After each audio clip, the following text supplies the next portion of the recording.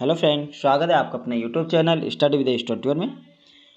Friend, Hindi व्याकरण की series चल रही है जिसका आज भाग 4 है। इससे पहले हम वर्ण विचार, शब्द विचार और संज्ञा के बारे में पढ़ चुके हैं। ठीक है फ्रेंड, और आज हम पढ़ने वाले हैं सर्वनाम के बारे में।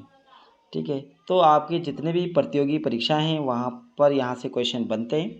तो चलिए फ्रेंड, वीडियो स्टार्ट करते हैं। तो आज हम पढ़ने वाले हैं सर्वनाम। तो जिन शब्दों का प्रयोग संज्ञा के स्थान पर किया जाता है उन्हें सर्वनाम कहते हैं। तो जिन शब्दों का प्रयोग संज्ञा के स्थान पर किया जाता है उसे हम क्या कहते हैं? सर्वनाम कहते हैं।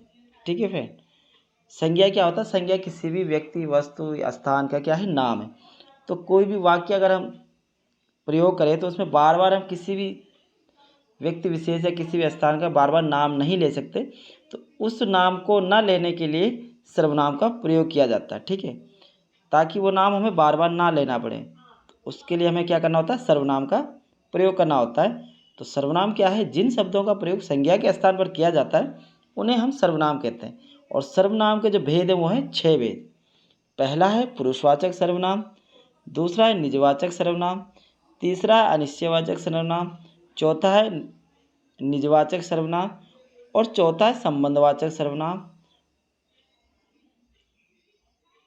पांचवा है संबंधवाचक सर्वनाम और छठा है प्रश्नवाचक सर्वनाम।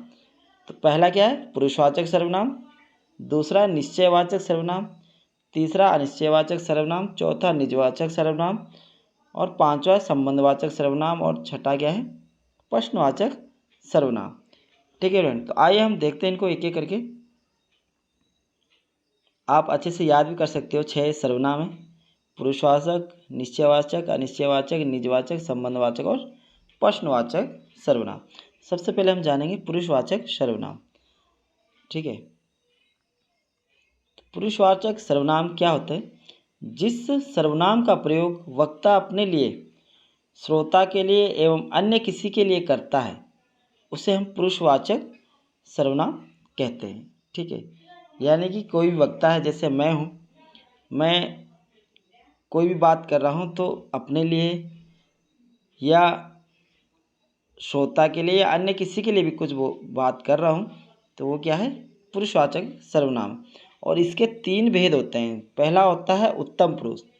उत्तम पुरुष में क्या होता है कि उत्तम पुरुष में मैं, मुझे, हम, हमें का प्रयोग होता है। इसी प्रकार मध्यम पुरुष में तू, तुम, तुम्हें या आप। और अन्य पुरुष में क्या हो जाएगा? वह, उसे, उन्हें और वे।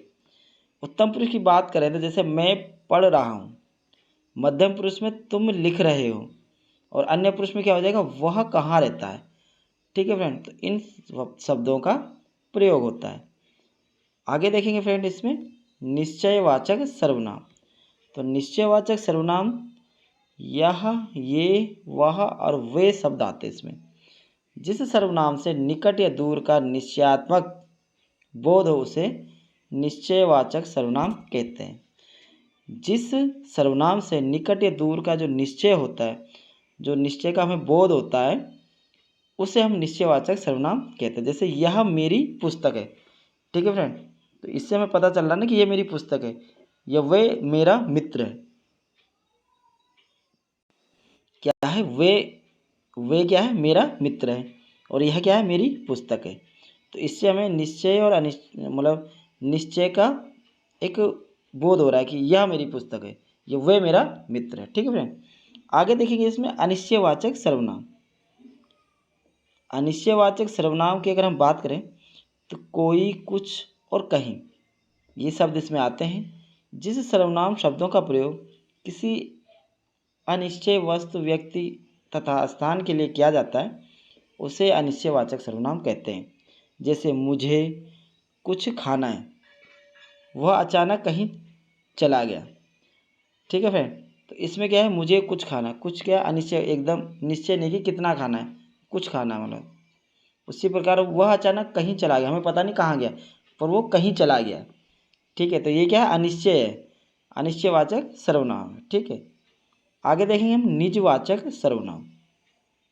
निजवाचक सर्वनाम का अर्थ है स्वयं, खुद या अपने आप से। जैसे शब्दों का प्रयोगकर्ता के साथ अपनेपन का बोध होता है ठीक है फ्रेंड। निजवाचक में क्या होता है, अपनेपन का बोध होता है। जैसे इस सवाल का हल अपने आप करो, तो इसमें क्या है, अपने आप का बोध हो रहा है ना, ठीक है। तो ये क्या हो गया, निजवाचक सर्वनाम हो गया। अगला है संबंधवाचक सर्वनाम। जैसे वैसे, जो वो, जो सो। तो जिन सर्वनाम शब्दों द्वारा वाक्य में प्रयुक्त अन्य सर्वनाम से संबंध दर्शाया जाता है, जैसे जैसे जैसे करेगा वैसा भरेगा। जैसे क्या होगा, जैसा करेगा वैसे भरेगा, जो होना था सो हो गया। तो इसमें क्या है, संबंध हो रहा है, संबंधवाचक क्या है, ये सर्वनाम। इसी प्रकार अगला सर्वनाम है प्रश्नवाचक सर्वनाम। इसमें क्या है, प्रश्नवाचक सर्वनाम होता है, जैसे कौन, क्या, कहाँ का प्रयोग होता है। जिन शब्दों का प्रयोग किसी वस्तु, व्यक्ति या स्थान के बारे में प्रश्न पूछने के लिए किया जाता है, वह क्या होता है, प्रश्नवाचक सर्वनाम।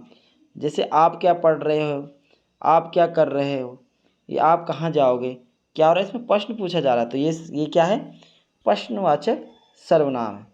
ठीक है फ्रेंड। तो आई होप आपकी समझ में सर्वनाम अच्छे से आगे होंगे। फ्रेंड, आपको वीडियो कैसी लगी कमेंट बॉक्स में जरूर लिखना, और आपको मेरी वीडियो पसंद आती है तो लाइक और शेयर जरूर करें, और आपने अभी तक चैनल को सब्सक्राइब नहीं किया तो चैनल को सब्सक्राइब कर लें, और साथ ही साथ बेल आइकन प्रेस कर लें, ताकि मैं जो वीडियो बनाऊँ उसका नोटिफिकेशन आप तक पहुँच सके। धन्यवाद।